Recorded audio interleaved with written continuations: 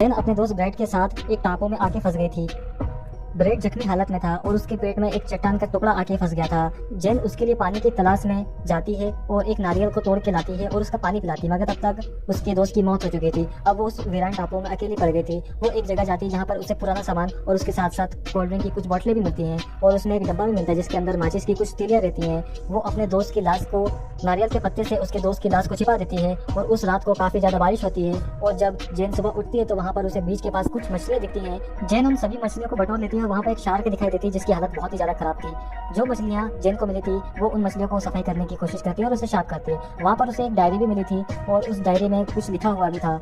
वहाँ पर कुछ लोग जो रहा करते थे पहले, वहाँ पर उनकी कब्र भी थी। जेन अपने दोस्त ब्रेड की लाश को बीच के किनारे लेके आती है और वहाँ एक गड्ढा खोद लेती है। उसी गड्ढे के अंदर वो अपने दोस्त को दफन कर देती है। रात होने के बाद जेन वहाँ पर आग लगाकर अपना खाना तैयार कर लेती है और खाना खा लेती है। जब वो सुबह उठती है तो वहाँ पर मुआयना करने की कोशिश करती है, मगर वहाँ पर उसके दोस्त की लाश गायब थी और वहाँ पर जगह पूरी तरह से खूना खान हो चुका था। जेन को अब बहुत डर लग रहा था, इसलिए उसने एक रात में एक भाला बना लिया और वहाँ पर आग भी जला ली। जेन को रात में कुछ आहटें महसूस होती है, मगर वो उनको इग्नोर करके वापस सो जाती है। जब वो सुबह उठती है तब उसे समुद्र में कुछ तैरता हुआ दिखाई देता है। वो तुरंत पानी में छलांग लगाकर उन सामान को वहाँ से लेके आने की कोशिश करती है, मगर वो जब वहाँ पर झांक के देखती है तो समुद्र के अंदर उसे एक बहुत ही बड़ा गड्ढा दिखाई देता है। वो उस पेटी को समुद्र के बाहर लेके आती है जिसके अंदर कुछ कपड़े भी थे और अब उसने नए कपड़े भी पहन लिए थे। जेन उस बॉक्स को खोल के देखती है तो उसमें कुछ तस्वीरें भी थी जो कि एक फैमिली की थी। उसी वक्त वहाँ से एक प्लेन गुजर रहा होता है जिससे वो आवाज देने के लिए वहाँ पर फ्लेयर गन चलाती है, मगर वो हेलीकॉप्टर जेन को नहीं देख पाता है। जेन बस आवाज लगाते ही रह जाती है। जेन को रात में एक जानवर की आवाज आती है। जेन उससे छुप कर वहाँ पर बैठ जाती है। जब वो सुबह उठ के देखती है तो वहाँ पर सब कुछ तबाह हो चुका था। ऐसा लग रहा था कि किसी खूनी दरिंदे जानवर ने वहाँ पर सब कुछ तबाह कर दिया था। जो तस्वीरें जेन को मिली थी उसमें एक आंखें भी चमक रही थी जो कि बहुत ही ज्यादा भयानक थी। अब जेन को पूरा विश्वास था कि उस टापू में कुछ तो ऐसा है जिससे उसकी जान जा सकती है। जेन वहाँ पर लाइफ जैकेट के सहारे वहाँ से जाने की कोशिश करती है, मगर वो तैर नहीं पाता है, जिससे जेन बहुत ही ज्यादा निराश हो जाती है और वो अब रात में एक नारियल की छाल के अंदर अपने आप को छुपाकर बचना चाहती थी। उसी वक्त उसे उस जानवर की फिर से आहटें आती हैं और वो जानवर उस खोल को खींचने की कोशिश करता है, मगर जेन बहुत ही खुशनसीब रहती है कि वो बच जाती है। जब वो सुबह वहाँ से निकल के देखती है तब उसे दिखाई देता है कि जिसके अंदर वो छुपी थी वो पूरा तहस-नहस हो चुका था। अब जेन को वहाँ पर मछली पकड़नी थी, इसलिए वो छोटी मछलियों को इकट्ठा करके उसे समुद्र में फेंक देती है। फाइनली अब जेन ने एक बहुत ही बड़ी मछली पकड़ ली थी, जिसे देखकर जेन बहुत ही ज्यादा खुश हो चुकी थी। जेन उस मछली को लेकर उसे एक रस्सी से बांध देती है ताकि वो उसे चारे के तौर पर यूज कर सके।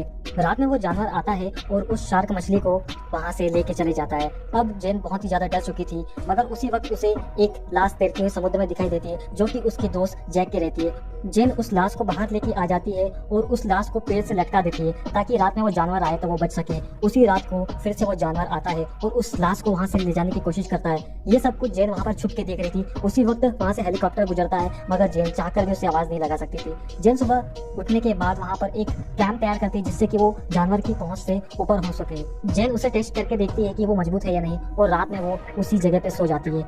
वहाँ पर जानवर फिर से आता है। जेन उसे देखकर बहुत ही ज्यादा घबरा जाती है, मगर वो जेन के ऊपर हमला कर देता है और जेन उस ऊंचाई वाली जगह से गिर जाती है। वो जानवर भी जेन के पीछे आ रहा था और जेन उससे भाग रही थी। जेन ने जो भाला बनाया था वो उस भाले से उसे मार देती है तो वो वहाँ से जानवर भाग जाता है। जब सुबह होती है और जेन अपना जख्म देखती है तो वो काफी ज्यादा गहरा था। वो फिर से समुद्र में जाकर नहा लेती है क्योंकि जेन ने काफी दिनों से नहाया नहीं था।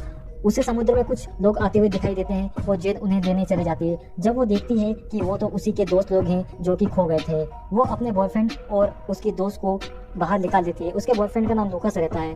अपने बॉयफ्रेंड और अपने दोस्त को वो खाना भी खिलाती है और साथ में कोल्ड ड्रिंक देती है और बोलती है कि जो यहाँ पहले रहता था उस परिवार ने यहाँ पर कुछ सामान छोड़ दिया था। जेन अपने दोस्तों को बताती है कि ब्रेड और जैक दोनों ही मर चुके हैं, अब कोई भी जिंदा नहीं है। जेन अपने बॉयफ्रेंड को बताती है कि यहाँ पर एक बहुत ही खूंखार जानवर रहता है। जेन उस परिवार की फोटो दिखाती है जो लोग यहाँ पर पहले रहते थे। उसमें साफ साफ उस जानवर का आंख देखा जा सकता है जो कि रात में चमक रहा था। जेन अपने बॉयफ्रेंड को वहाँ से किसी भी हालत में ले जाना चाहती थी, मगर वो वहाँ से जाना नहीं चाहता था क्योंकि वो यार्ड से बहुत ही मुश्किल से इस टापू तक पहुँचे थे। वो जेन को समझाते हैं कि ऐसी कोई बात नहीं है, तुम अकेले थी इसलिए तुम यहाँ डर रही थी, मगर अब डरने की कोई बात नहीं है। जेन अपने दोस्त से की लेती है जिसमें लाइट भी रहता है, उस पर खून लगा रहता है। जेन समुद्र के पास जाकर मछली पकड़ के कुछ मछलियाँ लेके आ जाती है और रेडी होकर वहाँ से जाने की कोशिश करती है और अपने बॉयफ्रेंड और अपने फ्रेंड को वहाँ से ले जाने की कोशिश करती है, मगर वो लोग बोलते हैं कि हम लोग मानसिक पीड़ा से गुजर रहे हैं और अब हम यहाँ से कहीं नहीं जाएंगे क्योंकि वो जगह ही सेफ है उनके लिए। जेन समुद्र में बैठ के नहा रही होती है, तभी उसके दोस्त और उसका बॉयफ्रेंड दूर बैठे रहते हैं। जेन वहाँ से सामान चुराकर यार्ड को लेकर वहाँ से भागने की कोशिश करती है, मगर उसकी फ्रेंड उसे देख लेती है। वो लोग जेन को वहाँ से भागने से रोकते हैं और जेन के सर में एक जोरदार हमला करते हैं, जिससे जेन बेहोश हो जाती है। और जेन को अब रात में बांध के रखा गया था ताकि वो दोबारा ऐसी हरकत ना करे और उन सबको वहाँ से छोड़कर ना जा सके। जेन वहाँ बंधे होने के कारण अपने दोस्तों को बोलती है कि मैं यहाँ 1 मिनट भी नहीं रुकूंगी। तब उसका बॉयफ्रेंड उसे समझाता है कि अब डरने की कोई बात नहीं है, मैंने चारों जगह चेक कर दिया। मगर उसी वक्त उस लड़की की आवाज़ आती है, उसके पीछे लूकस जाता है और लूकस उस जानवर के ऊपर जोरदार हमला करता है। जानवर की एक ही लात से लूकस बहुत ही दूर जाके फेंका जाता है और जख्मी हो जाता है। उसी वक्त जेन भी वहाँ पर आ जाती है, मगर वो उसके दोस्त को नहीं बचा पाते हैं। वो उसकी दोस्त को उस गड्ढे के अंदर ले गया था जो कि समुद्र के अंदर था। सुबह होने के बाद वो लूकस जेन से पूछता है कि क्या वो जानवर सुबह भी आता है। तब जेन बोलती है कि नहीं। वो लोग खाना इकट्ठा करके उसी यार्ड से वापस समुद्र की तरफ रवाना हो जाते हैं ताकि वो इस टापू से किसी भी हालत में बच के जा सके। मगर वहाँ पर वो जानवर उनका पीछा कहाँ छोड़ने वाला था। लूकस जेन को समझाता है कि अब हम बच जाएंगे और यहाँ से बचकर बाहर निकल पाएंगे। लूकस चप्पू चलाकर अपनी नाव को आगे की तरफ बढ़ा रहा था, मगर उसी वक्त वो जानवर फिर से हमला कर देता है और वो उनके यार्ड को भी अब नुकसान पहुंचा रहा था। अब उसके अंदर भी उसने छेद कर दिया था। लूकस उस जानवर को भगाने के लिए फायर करता है, मगर वो जानवर वहाँ पर जेन को पानी के अंदर लेके चले जाता है और वो समुद्र की गहराई में जो गड्ढा था उसके अंदर ले जाने लगता है। मगर जेन के पास जो पॉकेट नाइफ रहता है, वो उस पॉकेट नाइफ से उस जानवर के ऊपर हमला करती है और वो जानवर जेन को छोड़ देता है। मगर वो जानवर अभी भी यार्ड के पास जाता है और लूकस को वो वापस बिल के अंदर ले जाता है और लूकस की मौत हो जाती है। जेन समुद्र के अंदर से बाहर आ चुकी थी। उसे जो डायरी मिली थी, अब उसी में वो अपनी कथा लिख रही थी, जिसमें वो बताती है कि हम सब लोग शिप पर घूम रहे थे, तभी वहाँ पर तूफान आ गया और सारे दोस्त उस तूफान में फंस गए। जेन और ब्रेड इस टापू में आ गए, मगर ब्रेड बहुत ही ज्यादा जख्मी था और उसकी भी वहाँ पर मौत हो गई। जेक की बॉडी वहाँ पर तैरते तैरते समुद्र के पास आई और कुछ दिन बाद लूकस और उसकी दोस्त भी उस टापू में पहुँच गए। मगर उस टापू में पहुँचने के बाद मेरी और लूकस को भी वो जानवर खा गया। जेन उस जानवर को मारने के लिए पूरी तैयारी कर चुकी थी और उसने चारों तरफ आग जला ली थी। उस जानवर के अंदर वो खूनी दरिंदा फंस चुका था और जेन उसे एक एक कर वार पे वार दिए जा रही थी। वो जानवर बहुत ही ज्यादा जख्मी हो चुका था, मगर उसकी एक लात से जेन बहुत दूर जाकर गिरती है। मगर जेन ने अभी भी हार नहीं मानी थी और वो उस जानवर को किसी भी तरह से मारना चाहती थी। वो जानवर उसका गला पकड़ लेता है।